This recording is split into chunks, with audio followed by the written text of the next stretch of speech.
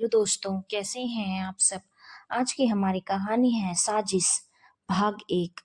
विमला जी के बड़े बेटे बहू रोहित और महक की शादी हुए 2 वर्ष बीत चुके थे, पर अभी तक वह दोनों माता पिता नहीं बन पाए थे।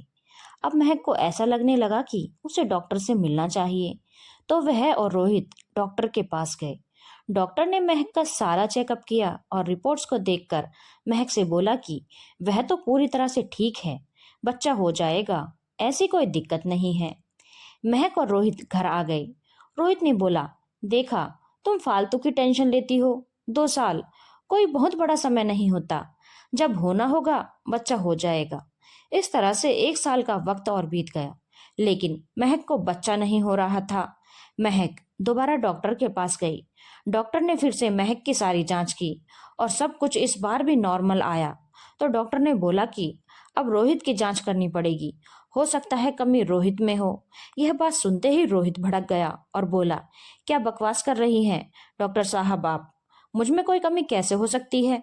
आप लोगों को तो बस बकवास करना आता है, कहकर रोहित बौखलाते हुए डॉक्टर के कैबिन से बाहर निकल गया। महक ने डॉक्टर साहब से माफी मांगी और बोली कि वह थोड़े संकुचित विचारों वाले परिवार से आते हैं, इसीलिए ऐसी बातें कर रहे हैं। मैं जल्दी इन्हें समझाकर चेकअप के लिए ले आऊंगी। डॉक्टर ने भी बोला, हाँ, अगर थोड़ी बहुत कोई कमी होगी तो वो दवाइयों से ठीक हो जाएगा, क्योंकि तुम्हारे में तो कोई कमी नहीं लग रही। और पता नहीं क्यों मर्द ऐसा सोच लेते हैं कि उनमें कोई कमी हो ही नहीं सकती। खैर, महक वहां से निकल गई। घर आकर इस बात के लिए रोहित ने बहुत बड़ा बखेड़ा खड़ा कर दिया, जिसमें रोहित की मां विमला देवी ने उसका पूरा साथ दिया। विमला देवी ने महक को उल्टा पुल्टा बोलने में कोई कसर नहीं छोड़ी और बोला, तुम बहुत ही नीच औरत हो, खुद बांझ हो और मेरे बेटे के ऊपर इतना गलत गंदा इल्जाम लगा रही हो। खुद बच्चा नहीं पैदा कर पा रही हो और मेरे बेटे को बदनाम करने पर तुली हो। रोहित अब और भी ज्यादा भड़क गया और पूरी तरह से सोच लिया कि चाहे कुछ भी हो जाए, वह डॉक्टर के पास नहीं जाएगा। यह उसकी इज्जत का सवाल है। उसकी माँ विमला देवी ने भी आग में घी डाला और महक को साफ मना कर दिया, बच्चा हो या ना हो, मेरा बेटा अपनी इज्जत उड़ाने के लिए डॉक्टर से चेकअप नहीं करवाएगा। अपनी कमियों को ठीक कर, मेरे बेटे के सिर पर अपनी कमियों का ठीकरा मत फोड़। महक को कुछ समझ में नहीं आ रहा था कि वह क्या करे। रोहित किसी भी तरह से मानने को तैयार नहीं था। उसका मेल ईगो उसे मानने नहीं दे रहा था कि उसमें कोई कमी हो सकती है। खैर, रोहित महक को बहुत प्यार करता था। सिर्फ और सिर्फ यही एक बात थी जिसमें वह महक का साथ नहीं दे रहा था। महक ने भी अब सोच लिया था कि बच्चों के लिए वह अपनी गृहस्थी बर्बाद नहीं करेगी। जब बच्चा होना होगा हो जाएगा, पर रोहित के साथ वह अपने रिश्ते खराब नहीं करेगी। थोड़ी बहुत उम्मीद उसे विमला देवी यानी कि अपनी सासू माँ से थी, जिसे उन्होंने भी बुरी तरह से तोड़ दिया था। महक ने सब कुछ भगवान भरोसे छोड़ दिया। इसी तरह से 5 वर्ष बीत गए, लेकिन महक मां नहीं बन पाई। इस बीच महक के देवर रमन की शादी हो गई। रमन की शादी हुई 1 साल ही बीता था कि विमला देवी ने घर में हंगामा मचाना शुरू कर दिया कि बड़ी बहू तो पहले ही बच्चा नहीं हुआ है, वह तो बांझ है ही, अब तू क्यों देर कर रही है, जाकर तुम लोग तुरंत डॉक्टर से दिखाओ और अगर कोई कमियां हैं तो उसका इलाज करवाओ। मुझे इस घर में मेरा पोता या पोती चाहिए। आज विमला देवी की जबान कुछ अलग ही तरीके से बात कर रही थी।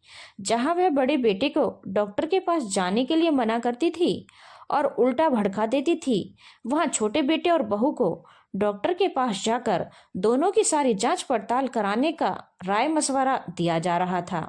खैर, महक को लगा कि शायद जोश जोश में उन्होंने ऐसा बोल दिया होगा। खैर, रमन और उसकी पत्नी नीलम डॉक्टर के पास न जाकर बोले कि आपको जल्द ही आपका पोता या पोती मिल जाएंगे, हम खुद ही कोशिश नहीं कर रहे थे। इस पर विमला देवी ने कहा, हाँ तो जल्दी से अब मुझे बच्चा दो, क्योंकि बड़े बेटे बहू से तो अब मुझे कोई उम्मीद नहीं है। 2-3 महीने के अंदर मुझे खुशखबरी सुना दो, नहीं तो दोनों जाकर अपनी जांच पड़ताल करवाओ।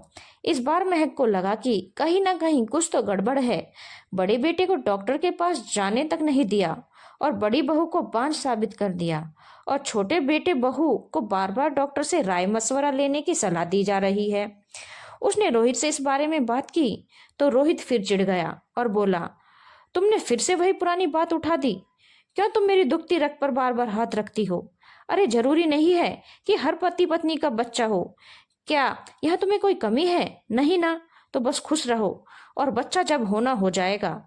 बच्चे के लिए मेरा जीना मुश्किल मत करो। और खबरदार जो आइंदा यह बात मुंह से निकाली। महक को पता था इस मामले में रोहित बहुत संवेदनशील है, इसलिए वह चुप हो गई।